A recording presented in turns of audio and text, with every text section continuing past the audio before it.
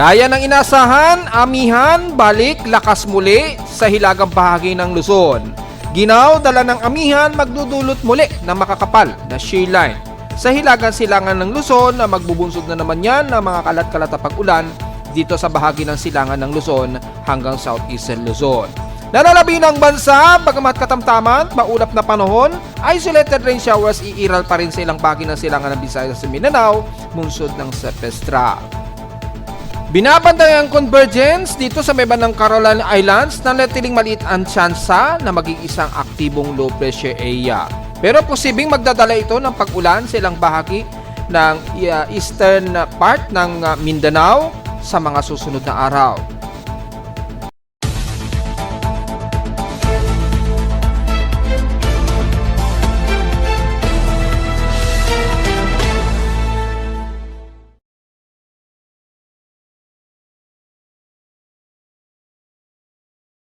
Hello, good morning mga folks. Welcome po muli sa ating daily weather bulletin at analysis para sa araw na linggo, December 14, 2025. Ang oras sa ating boss may maga ay alas 11:03 na ng umaga. Medyo good news na tayo at balik na sa operation ang data ng aking webpage dahil bumalik na po sa normal ang aming internet connection. So, maraming salamat sa aming internet service provider na pinadalhan ko ng report. At sana ay tuloy-tuloy na po ito at wala na tayong magiging problema. Madalas hindi nagiging stable ang ating internet connection. So naapektuhan po yung pagtatransmit ng data mula sa aking web server dito sa amin sa Caloocan na nahirapan po nung nakarang araw mag-send po ng data. Kaya nagkaroon ng problema yung ating web page. Ngayon, tila okay na po at real-time na po yung pag-update ng aking mga data sa ating webpage. Sa Pimo Weather page, so pwede nyo muli itong tingnan at i-visit para sa mga latest update ng ating weather patterns at iba pang mga conditions sa ating paligid sa bansa. So sa ating namang lagay ng panahon, mapapansin natin hindi masyado mataas ang water vapor, pero dito sa bandang silangan ng Luzon, mapapansin natin nagre-reaccumulate na naman ang easterlies. Sa ngayon, hindi pa ganun ka-concentrated yung easterlies. Nasa bandang southeastern Luzon kasi yung malakas na easterlies na may dalang mainit na hangin na bumabalandra, kaya mapapansin nyo ang mga localized thunderstorms masyadong malayo sa silangan ng bansa. Nakakaroon ng mga aktibong violent lightning strikes dito. Malayo naman yan sa bandang eastern part ng ating bansa. Pero anytime sa maghapon, maaring magkaroon na naman tayo ng mga pagkulog at pagkidlat sa hapon, lalo na sa silangang bahagi ng ating bansa. Madalas po yan kumpara sa bandang kanluran. Kaya na ating palipaliwanag po ay mataas ang mga average rainfall dito sa may bandang quadrant pole o mga bandang huling buwan ng taon sa most of eastern sections ng ating bansa hanggang bandang Mindanao, na kung saan ang bandang Mindanao naman ang mas mataas ang kanilang air temperature dahil mas mababa yung elevation at hindi masyado umaabot ang amihan dyan sa bandang Mindanao. So sa ating lightning detection system, meron tayong 123 lightning strikes. Pero kung titignan natin yung ating real-time lightning detection system, so within 20 to 40 minutes, nasa 114. Pero kung isasama ang 100 plus minutes ago, nintay natin mag-load yung buong 2-hour period, ayan, nasa total of 221 ang ating outer lightning strikes. Ito yung mga kidlat na masyadong malayo sa range ng lupain ng Pilipinas. Yung inner na kung saan mas malapit sa boundary ng kalupaan ng bansa, nasa 82 lightning strikes lamang. So probably dito yan sa may bandang Eastern Visayas na kung saan mas malapit, at bandang Mindanao, sa southern part ng Mindanao. Ito yung medyo mas malapit, at bandang Palawan. So nagkakaroon ngayon ng mga pagkulog at pagkidlat yan sa may bandang karagatan ng dulo ng baybayi ng Basilan o bandang Zamboanga Peninsula, at sa paligid po ng bandang Indonesian Peninsula at bandang dulo po ng karagatan ng General Santos o Sarangani. So medyo malayot na sa karagatan naman to. Ingat na lamang po sa mga papalaot din sa Mindanao na kung saan mukhang maulan po ang inyong paligid ngayon. So meron tayong 222 lightning strokes na po, at yung pinakamalapit sa amin sa Caloocan na lightning strikes ay at least 128. So halos sa pareho kahapon. Well, malamang aayos na yun ngayong araw dahil nga po sa nagkaroon tayo ng nakaraang problema sa ating lightning detection at yung internet, yung pagsasend po ng data. So medyo may problema tayo. So mapapansin po natin ay aktibo na naman muli ang ating mga pagkulog at pagkidlat na nadedetect ng aking lightning detection system dito sa Caloocan. Yan. Pero yung kanyang range masyado namang malayo. Kung magme-maintain yan between 128 km ang layo mula sa amin sa Caloocan. So malayo po at so far wala naman dito sa pinaka bahagi nga po ng Metro Manila. So nag-reset po muli yung ating data. So adjust uli natin sa normal. Ayan. So para makita natin yung mga active na mga lightning strike. So mapapansin natin dito sa may bandang malayo sa silangan ng Luzon. Yan. Masyadong malayo. Nandito po yung concentration o yung medyo nandito yung banggaan ng mainit na hangin at yung ating amihan dito sa hilaga ng Luzon area. So, anytime ngayong maghapon, magkakaroon pa rin tayo mga localized thunderstorms. So, ingat na lamang po kung sakaling lumapit na po yung mga cluster na yan ng mga lightning strikes, lalo na bandang hapon po. So, ingat na lamang mga folks. Sa ating rainfall advisory naman, although final na ito, so hindi na natin isasama, pero anytime magkakaroon tayo ng mga thunderstorm advisory, automatic naman yan at medyo hindi natin alam, baka automated na rin itong si Pag-asa sa kanilang rainfall advisory and thunderstorm advisory. So medyo kudos kay Pag-asa, nakukuha na nila yung ating idea na maging automated. Hopefully sana lahat automated na po yung kanilang ganitong mga advisory para at least hindi masyado hassle na mano-mano po ang pag-re-report, at least real time o near real time man lang ang advisories. Sa ating current conditions of forecast, gloomy, humid, at mostly cloudy pa rin ang umiiral dito sa amin sa Caloocan at makikita natin sa live CCTV na masyadong gloomy po ang paligid. So, very overcast pa rin tayo.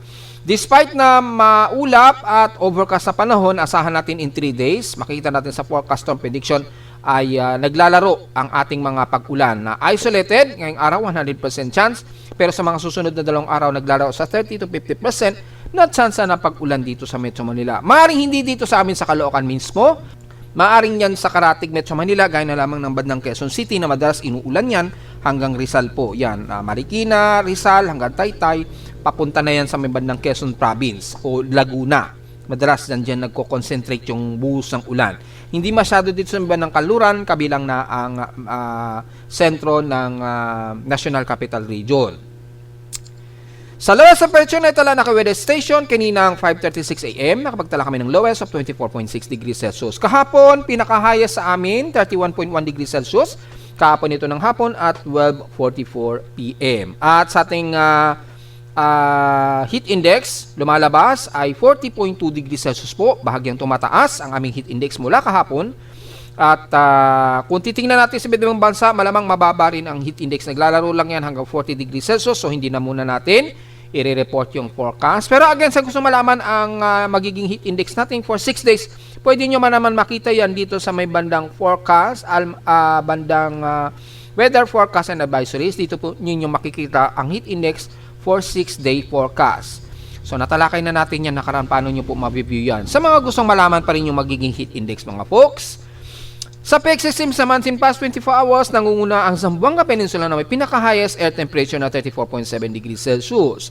Sa Baguio, bumaba na naman dahil nga po lumakas na nga po ang ating amihan ngayong araw, gagaya ng mga na-report natin mga 3 days, 4 days ago. Pagdating nga po ng Sabado-Linggo, babalik muli ang paglakas ng ating amihan. So, bumaba sa 15.8 degrees Celsius po ang kanilang lowest temperature na naman sa Baguio. Bumababa na naman, ibig sabihin lumalamig na naman ng husto ang temperatura. Sa Iloilo naman, ang Surigao, nakaranas sila ng 34 mm na total rainfall at wala kaming naging pag-ulan kahapon dito sa Caloocan. So, in past 7 days, nakakatotal of 33.9 mm na total rainfall lamang kami, or total rainfall for December, 43.8 mm total rainfall.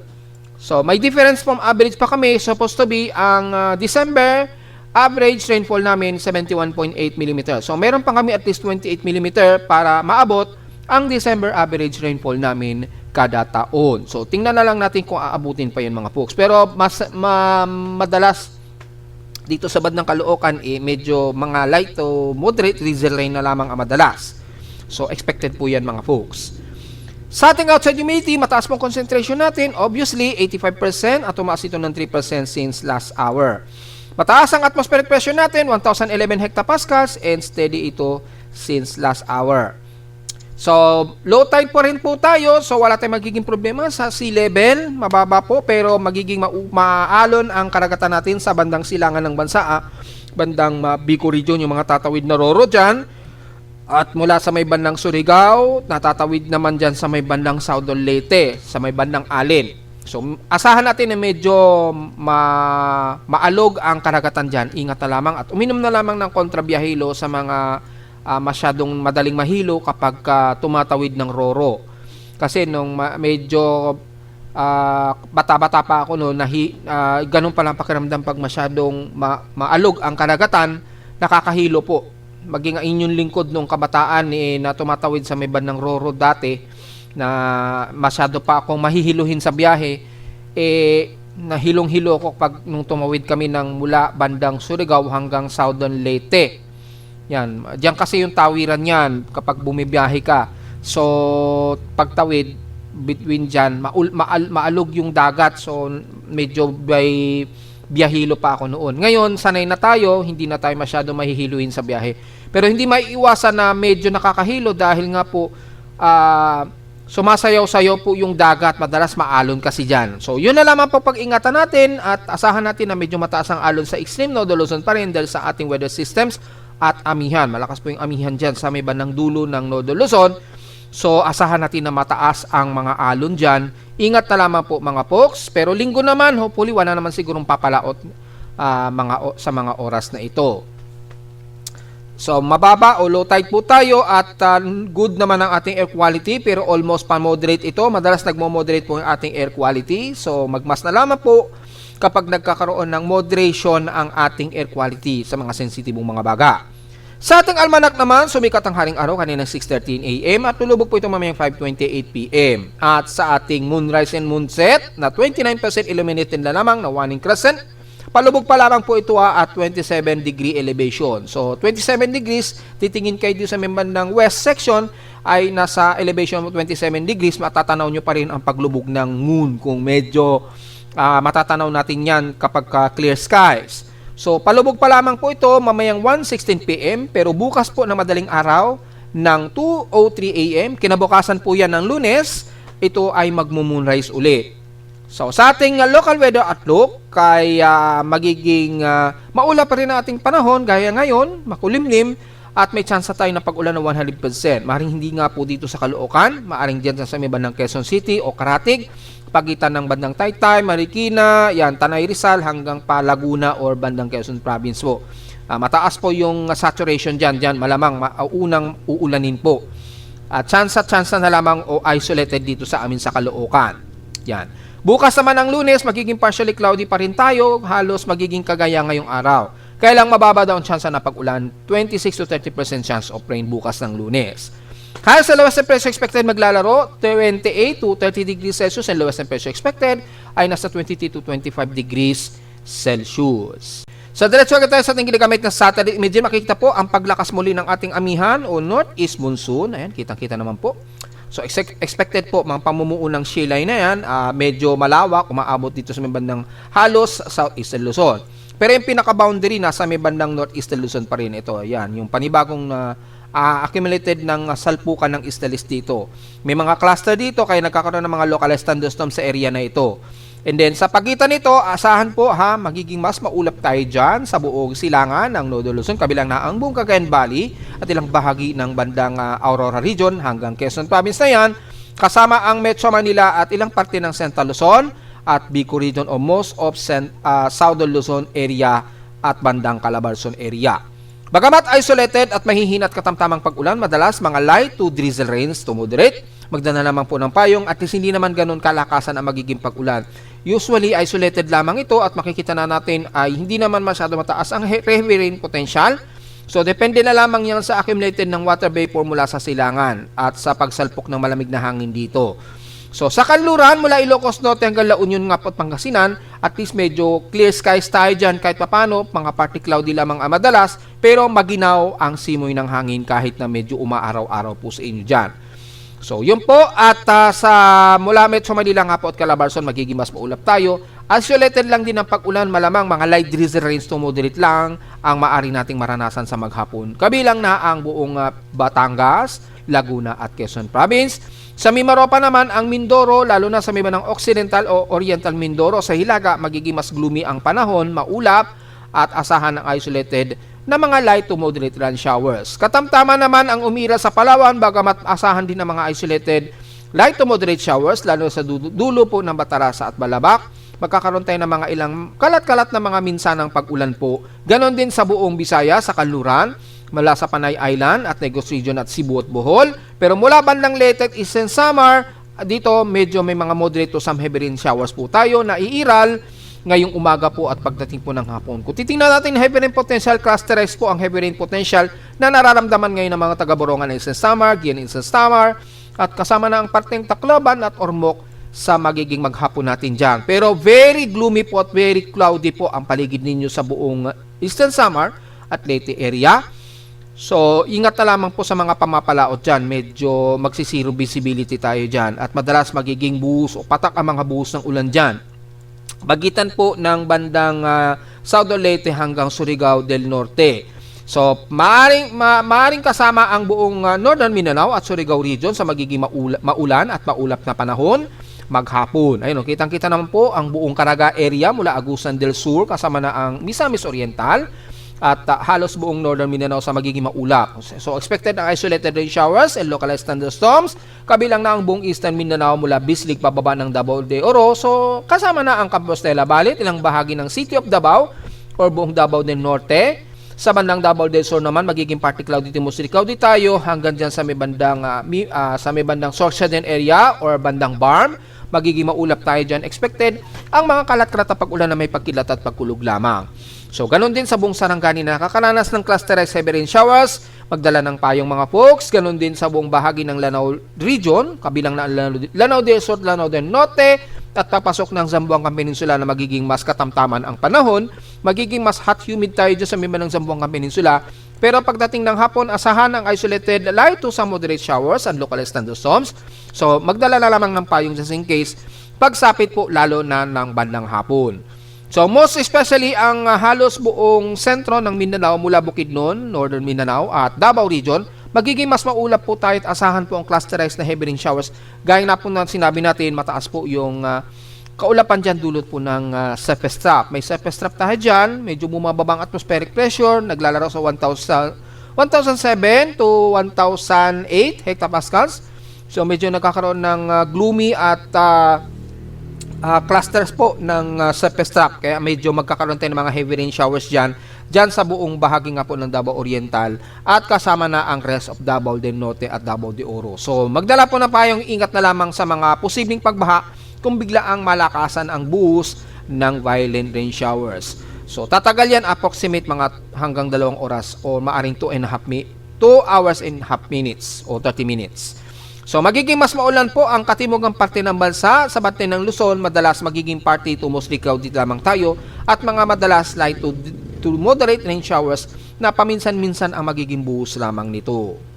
At dahil wala naman tayong binabantayan na anumang aktibong low pressure area, diretso agad tayo sa ating tropical cyclone assessment monitoring para sa update ng binabantayan natin na bagong convergence dito sa may bandang Caroline Islands. Kung meron ba siyang possible of prosper na mag-develop ito into active low pressure area man lang. So, sa ngayon ay nag-under tropical wave ito pero disorganized at medyo kalat-kalat pa yung kaulapan niya. Kaya lang dahil alongside ito ng intertropical convergence zone sa may bandang southern hemisphere, kaya nagkakaroon siya ng medyo mas accumulated na water vapor dito sa may bandang Caroline Islands. So, tingnan po natin para mag-load po hanggang sa mag-load po yung pinaka global spectral model natin. Mula sa West Pacific Basin, wala naman tayong aktibo na possible tropical cyclone development hanggang this coming weekdays. Mapapansin natin ang aktibo ng ITCC sa may bandang Southern Hemisphere. So, apektado kabilang na ang bandang southern part ng Mindanao. So, medyo nagkakaroon ng accumulation dito. Yan, nagkakaroon ng some Coriolis pero hindi pa organized. Kung mapapansin nito, yung vorticity niya masyadong kalat pa at disorganized. Pero maaring lumapit kasi yan dito sa may bandang Eastern Mindanao. maaring lumapit yung tropical wave nito or maaring surface trap lamang. Kung magme-maintain siya as surface trap, magdadala po yan ng malawakang ulan ha.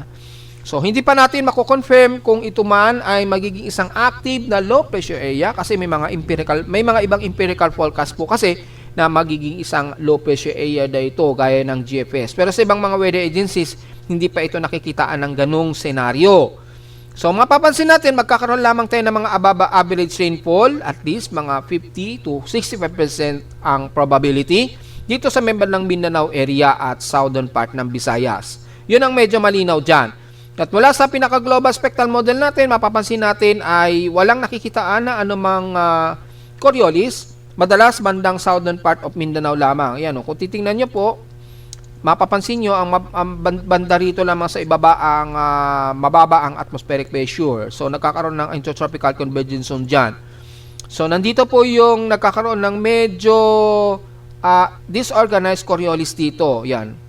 Pero nag-disorganize nga lang siya. So, hindi pa sapat yung kanyang circulation para makonsider ito na may posibilidad na maging isang active na low pressure area sa ngayon.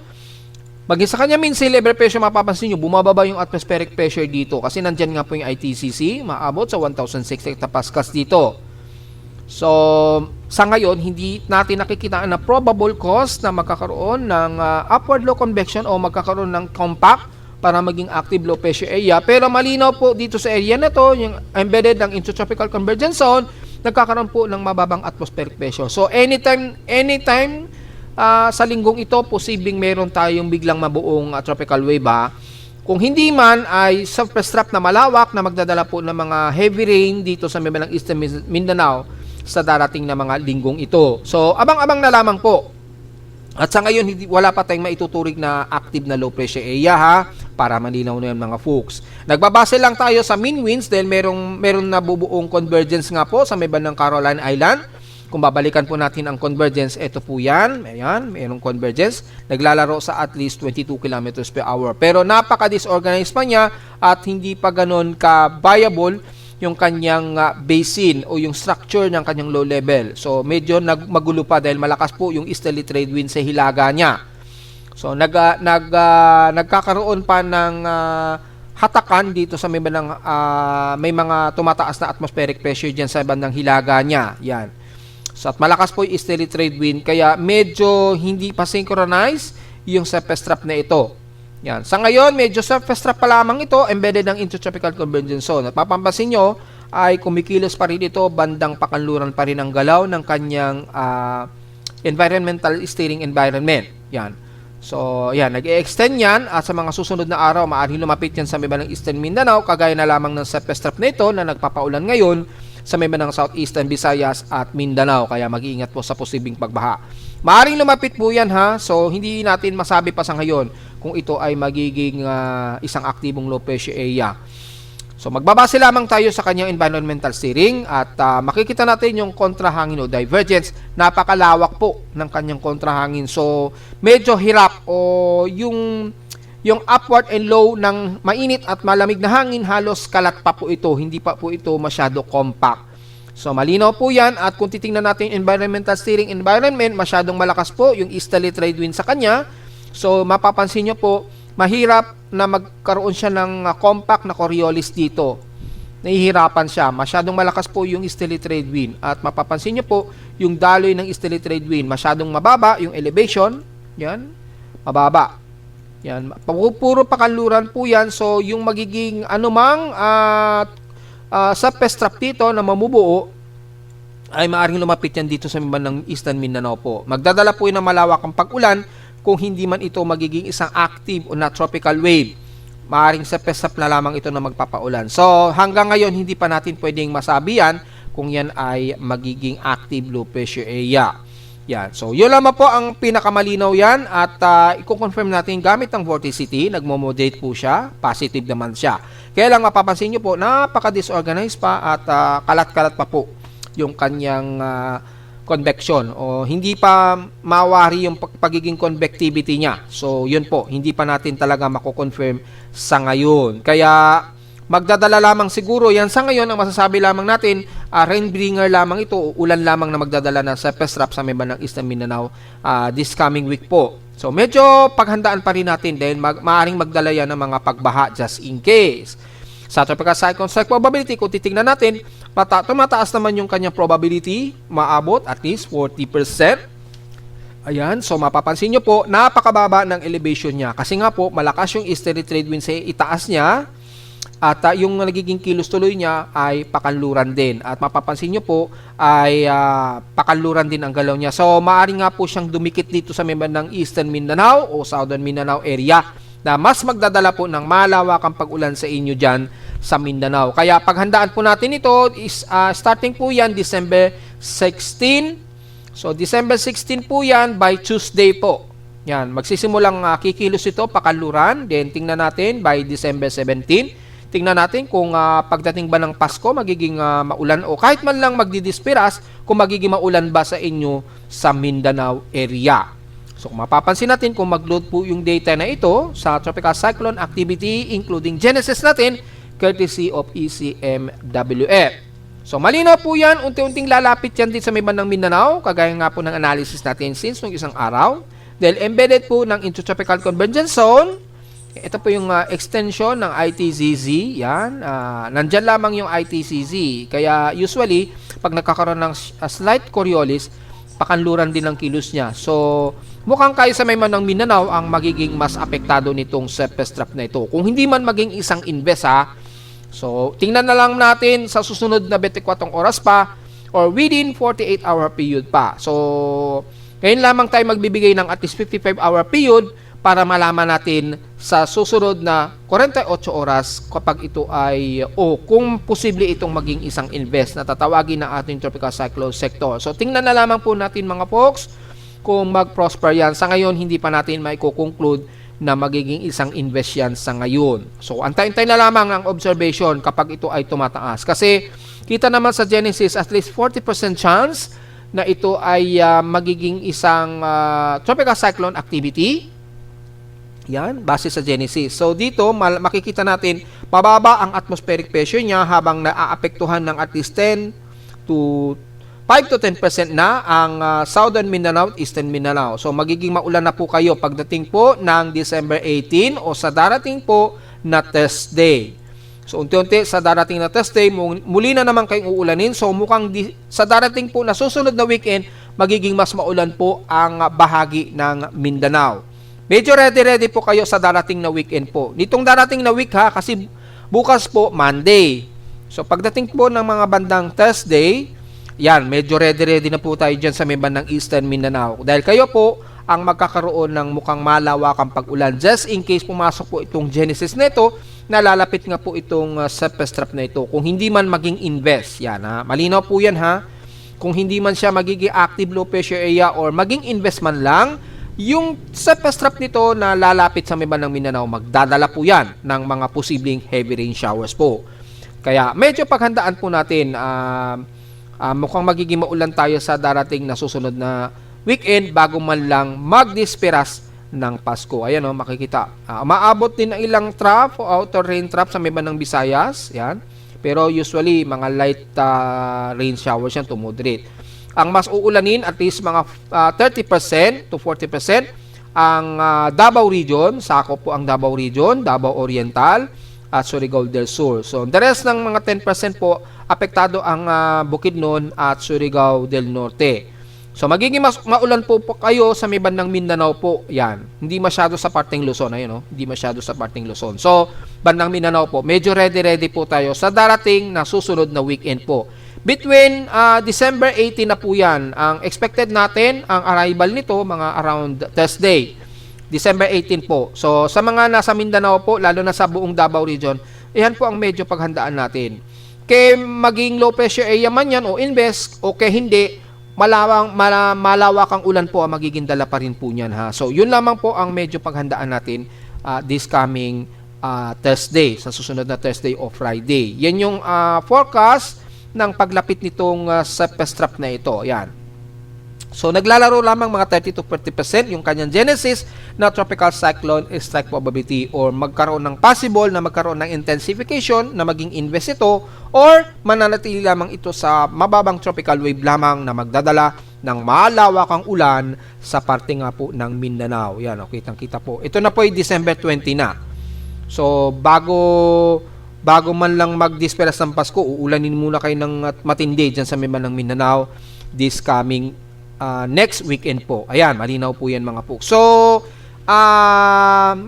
hindi pa natin masabi kung ito ay magigi-invest. So, aasa na lamang tayo sa tropical cyclone sector kung ito ay itataas ng ating tropical cyclone monitoring. Dahil sa pinaka-computer models, malinaw naman po na ayon kay GFS, magiging isang invest daw ito at lalapit sa may bandang Eastern Mindanao. Ayan. So, parang lumalabas parang kapareho kay Kabayan yung galaw niya. Yung track niya parang kay Kabayan, kung naalala nyo po. Pero yung magiging aktibong bagyo siya, kagaya ni Kabayan, yan ay hindi pa natin masasabi sa ngayon. Yan, medyo 40% pa lamang kasi yung probability niya of tropical cyclone development. Kaya GFS, isa na itong invest and then magpapaulan sa may bandang Mindanao. So, bahala na po si Japan Meteorological Agency kung itataas nila yan. Yan. Sa ECMWF naman, wala namang nakikitaan. Pero mapapansin natin dito, mayroong tropical wave din ang nag-accumulate dito. Ayan, oh.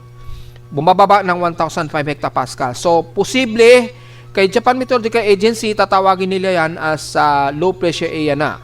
Yan. So, siguro this week, maaaring itaas siya ni Japan Meteorological Agency as low pressure area na nasa 1,007 o 1,008 hectopascals yung atmospheric pressure. So, abang-abang na lamang po mga po. Once na itinaas siya ni Japan Meteorological Agency, automatic kay pag-asa under monitoring na yan sa kanila sa pinaka-outside domain natin sa labas ng Philippine Area of Responsibility. So, at least meron na kayong pahapyaw na update mga folks.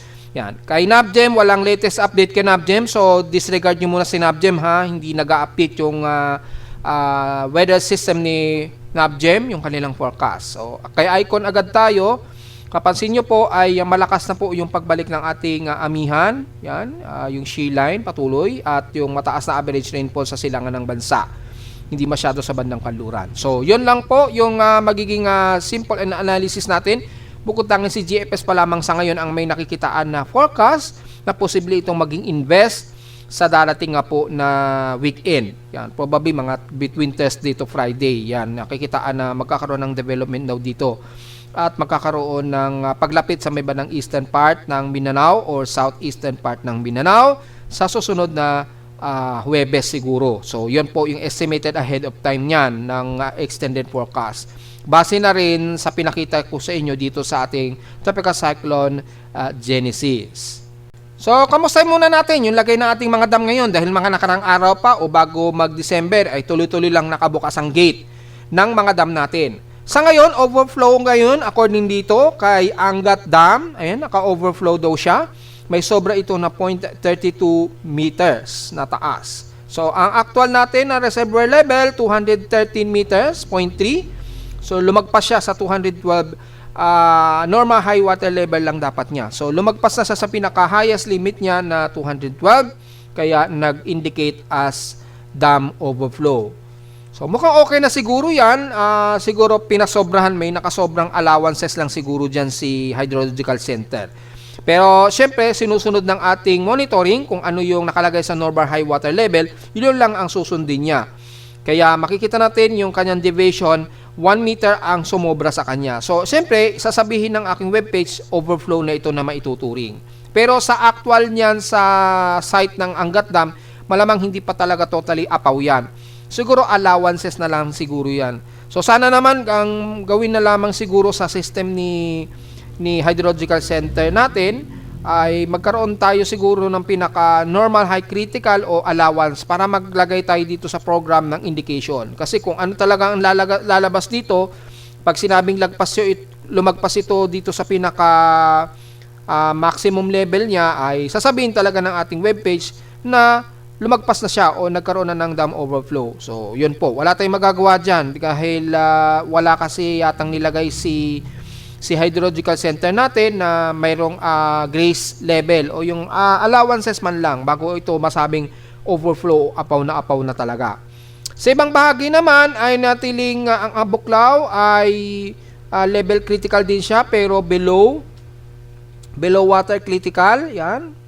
Ganon din si Pantabangan at Magat. Pero nung nakarang araw, nagbukas ito ng mga gate. So, gaya nga po ng paliwanag natin, hindi natin ma-explain maigi kung bakit despite na below level ito, ay nagpapakawala pa rin ito ng sobrang tubig. So, wala tayong idea dyan. Ang makapagpaliwanag lang siguro dyan ay yung ating Hydrological Center ng Pag-asa o kung hindi man si Pag-asa, yung sa either Maynilad natin o Manila Water. So, hindi ko po alam ang eksakto kung sino humahandle yan na agency natin kung si Pag-asa pa rin ba. Well, nakalagay kasi yan sa data ni Pag-asa. So, sa ngayon, maitatawag ko muna na Hydrological Center yan ng Pag-asa. So, yun po, malinaw po natin yan na-explain kung bakit mayroong mga below water level pero nagbubukas ito ng gate. Sa ngayon, lahat ng mga dam, wala namang nakabukas na gate.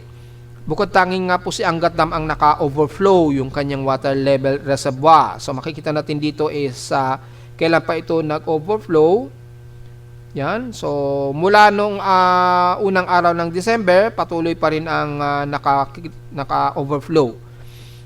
Nag-overflow po. So, tingnan natin kung between dito. Ayan, no? So, si Magat Dam, naka-critical. At si Angat Dam naman ay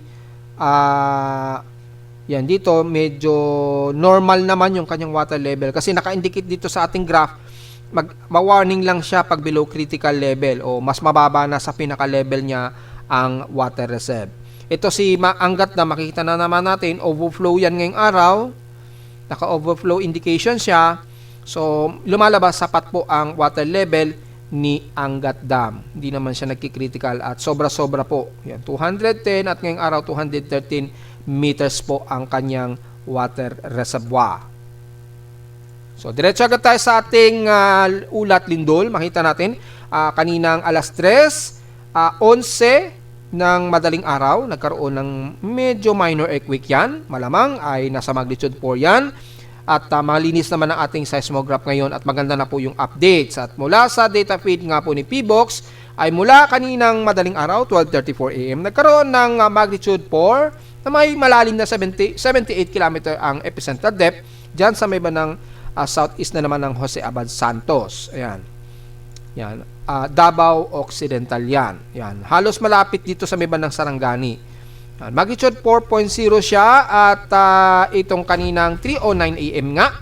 Yan. 3:09 AM dito naman yan sa may bandang northwest ng Bolinao, Pangasinan naman. Magnitude 4.4 po ito na may lalim na 25 km ang depth. 3:09 AM po ito pero dito sa aking seismograph ay mga 10:01 naman ang naganap.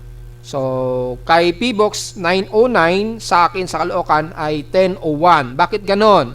Ibig sabihin po, nag-travel siya ng mga mahigit 3 minutes o 4 minutes mula sa bandang Bolinao.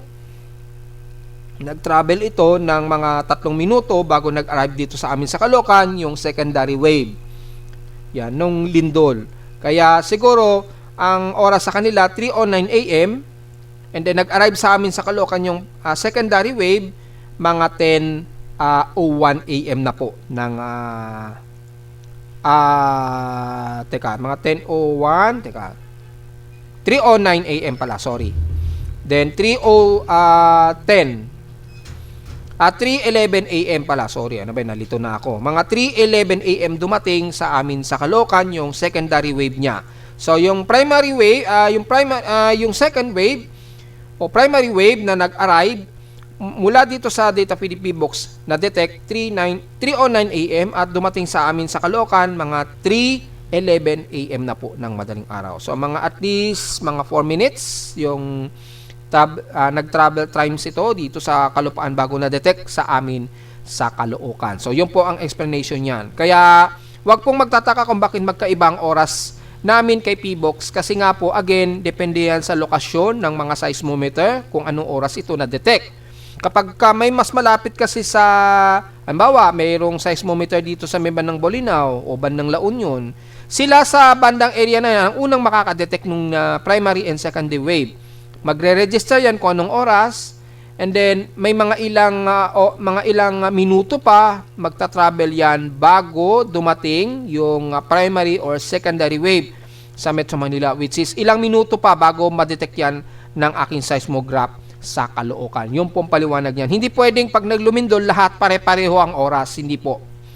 Magbabari yan sa pinaka-amplitude distance. Makukuha po sa amplitude distance yung distansya ng oras. So, pag kinuha nyo po yung distansya ng amplitude niyan sa seismometer ninyo, lalabas pare-pareho po ang oras ng source. Kasi isusubtract nyo po yung pinaka-event time minus dun sa station time. Pag sinubtract nyo po yan, ay lalabas po yung difference ay mapapansin nyo po. Halimbawa, lumindol dito sa may bandang Bolinao, Pangasinan, 3:09 AM. Then, sa amin, ang oras sa amin na na-detect, mga 3:11 AM po. So, subtract nyo lang po yan gamit yung pinaka-amplitude distance ng earthquake sa seismograph. Makukuha nyo po yung actual na oras. So, pag sinubtract nyo po yan, magiging pareho na po yung oras. Kung halimbawa, lumabas yan ay 3:09 AM, lalabas din 3:09 AM din. Kasi kukunin nyo po yung travel distance niya kasi. Isusubtract nyo po yan sa pinaka-actual event distance ng pinaka-epicenter source. So, yan po yung computation yan. Yung mga geologists, alam yan, yung computation na yan. At high-tech na rin, dahil sa software ng ginagamit namin ay automatic na compute na po yan. Ayan o. Ito po yung original time source. And then, time difference. Yan. Then, kukunin po yung amplitude. May sineselect dito na amplitude level, yung para makuha yung differences of primary and secondary wave base dun sa lawak ng amplitude dito, mula rito hanggang dito, mula sa pinaka-primary and secondary wave. Yan, may computation dyan. Then, makukuha niya po yung actual na oras niyan na pare-pareho na po mula sa pinaka-epicenter. Yun. So, wag pong magtataka kung bakit magkaiba ha. Pare-pareho lamang yan. Nag-iiba lang ang oras niyan. Base po yan sa distansya ng seismometer kung sino ang unang nakadetect. Kung aling mas malapit na seismometer na na-detect. So, yun po ang paliwanag niyan. At after niyan, wala namang sumunod na malakas na lindol so far. Pero mapapansin natin, tuloy-tuloy pa rin yung mga aftershocks dito sa may bandang Bogo, Cebu pa rin. So, sa mga taga Bogo, Cebu, mag-iingat pa rin po tayo dahil tuloy-tuloy pa rin ang mga paghihinig dyan. Mga mahihinang mga paghinig, mga around magnitude 2.2, mga 3, ganyan. So, maging alisto pa rin po tayo dahil patuloy pa rin ang paggagalaw ng ating mga tectonic plates dyan, mga folks. At mula sa ating historical earthquake natin, bilangin na natin kung umabot na ba ng mahigit sa 500 ang total earthquakes natin dahil magkakalahating buwan na tayo. Yan. Pagdating po ng Lunes, mga nasa kalahating buwan na po tayo ng taon at mga 10 days na lamang po ay Pasko na, if I'm not mistaken. Double check natin ha. From December 15, bukas, 1, 2, 3, 4, 5, 6, 7, 8, 9, 10. So, mga 10 days na lamang. Yan, mga 10 days bago magpasko na. So, malinaw po yan mga folks. 10 days na lamang po magpapasko na. Kaya, tingnan po natin kung aabot o magpas na sa 500 ang ating total earthquakes bago man lang magpasko. So, titingnan natin ay nasa 437 na po ang total earthquakes natin.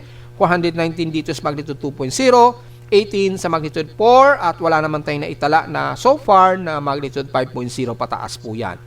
So mapapansin natin medyo kakaunti pa rin yung ating mga magnitude 4 pero mapapansin natin ay marami ang cluster na po ng earthquake sa may bandang Bogo, Cebu. Kung titingnan natin 66 na po yung total earthquakes dyan sa may bandang Bogo, Cebu. Sa Surigao naman sa paligid o Surigao del Norte hanggang Dinagat Islands na po yan sa paligid 54 po ang total earthquake. Sa may bandang Davao Oriental naman, malapit sa Manay ay 33 ang earthquake cluster. Yan. Sa Surigao del Sur, mga around 40. So, mapapansin natin, yung mga lugar na yan ay patuloy pa rin na nakakaranas ng mga tuloy-tuloy na mga mahihina at katamtamang mga pagyayanig. So, mag-ialisto pa rin po tayo dyan sa may bandang eastern sections ng Mindanao. Yung area na yan, medyo yanigin pa rin. Kabilang na rin ang bandang Bogo, Cebu. Sa may bandang paligid ng Calatagan, Batangas, meron na tayong 22 at sa may bandang Ilocos Norte ay mga around 25 ang clustered earthquakes.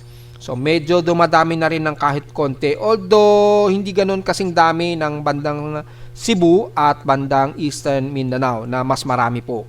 So mapapansin natin ang total clustered earthquakes sa bansa. Pinakamarami pa rin sa may bandang Visayas at Mindanao na 226. Parteng Luzon around 72 at 30 at 72 lamang o halos mga 100 o halos magwa 100 pa lamang yung total earthquakes sa buong Northern Luzon hanggang Southern Luzon area. So yun po ang ating mas magiging batayan ngayon. Ayan, kitang-kita naman po mga folks. Marami pa rin sa may bandang Mindanao pa rin ang mga pagyayinig.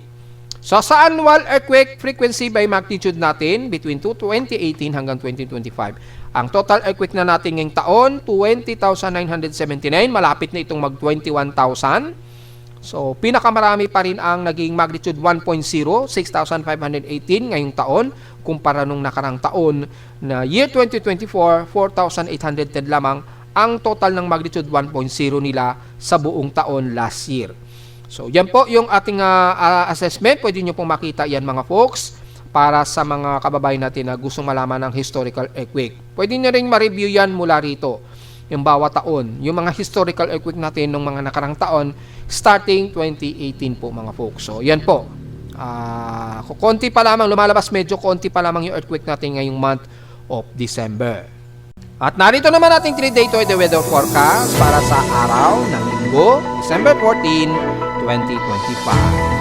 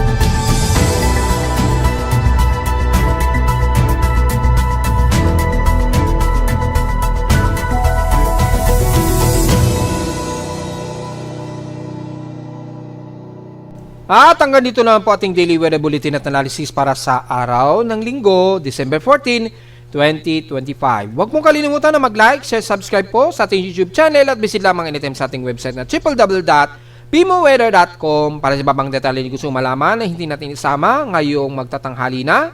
Actually, 12 o'clock na eksakto sa ating report at visit lamang sa ating website sa gusto malaman pa rin ang pag-naka-dynamic events. So, visit lamang sa ating website na www.pimoweather.com para sa ibang detalye gusto malaman na hindi natin isama ngayong magtatanghali na.